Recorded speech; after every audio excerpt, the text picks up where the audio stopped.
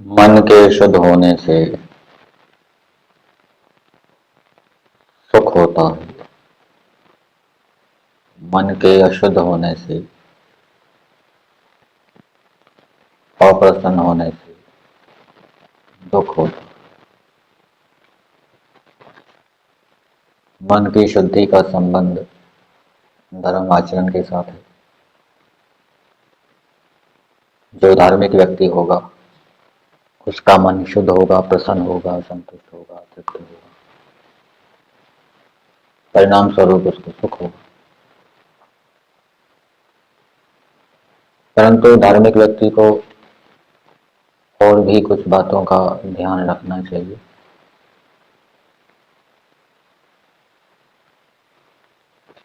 धर्म के कई अवयव हैं। अहिंसा, सत्य, अस्तेय, ब्रह्मचर्य, परिग्रह आदि। और मनुस्मृति में विद्या को भी धर्म का लक्षण बताया गया है। तो ये जो बात आएगी, ये विद्या के अंतर्गत आएगी कि यदि धार्मिक व्यक्ति को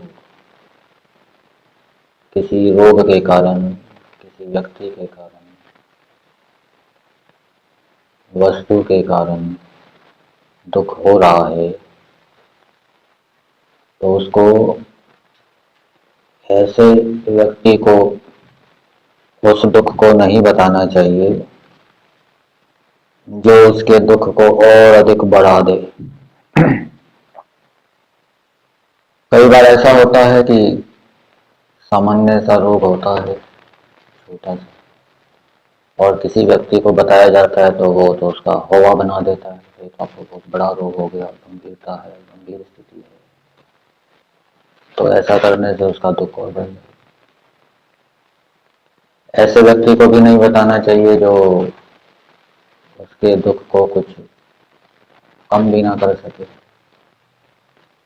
कुछ सुझाव ना दे सके। उसको बताएंगे तो वो आवृत्ति होने से उसका दुख और बढ़ेगा। तो ऐसे व्यक्ति को बताना चाहिए जो उस दुख को कम कर दे। कोई उपाय बताए, कोई चिकित्सा बताए, कोई औषधि बताए। ऐसे डॉक्टर के पास नहीं जाना चाहिए जो उस रोग को और अधिक बढ़ा दे। इस प्रकार से धार्मिक व्यक्ति यदि व्यवहार के अंदर वर्तन करेंगे तो उससे उनका मन शुद्ध रहेगा। धार्मिक व्यक्तियों को ऐसे व्यक्तियों के साथ मित्रता नहीं करनी चाहिए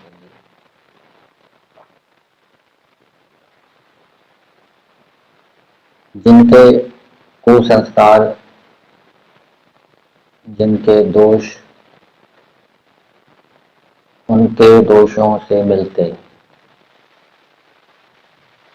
मान लीजिए कोई क्रोधी व्यक्ति है, उसने अभी क्रोध के संस्कारों को दबा रखा है, तो वो किसी क्रोधी व्यक्ति के साथ मित्रता कर लेगा, संग करेगा, तो उससे उसका मन क्या है? अशुद्ध, क्रोध के संस्कार।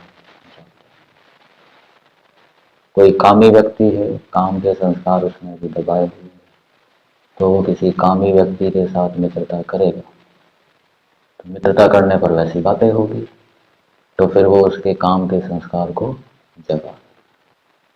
तो धार्मिक व्यक्ति को यह ध्यान रखना चाहिए कि उसके अंदर जो संस्कार, कुसंस्कार प्रबल हैं, जिनको उसने दबाया हुआ है, वो ऐसे व्यक्तियों के साथ मित्रता ना करे जिनके अंदर वो कुसंस्कार विद्यमान है। ऐसा करने से उसका जो मन है वो शुद्ध रहे। दोषों के कारण, जैसे कि पहले भी बताया था, मन अशुद्ध हो जाता है। दुर्गुणों के कारण मन अशुद्ध हो जाता है। बुराइयों के कारण मन अशुद्ध हो जाता है, प्रसन्न नहीं रहता, शांत नहीं रहता। और दोषों में सबसे बड़ा दोष कौन सा बताया था? अभिमान का। जब व्यक्ति के पास कुछ धन आ जाता है, कुछ विद्या आ जाती है, कुछ बल आ जाता है, कुछ मित्र साथी बन जाते हैं, तो उसके अंदर अभिमान दोष उत्पन्न हो जाता है।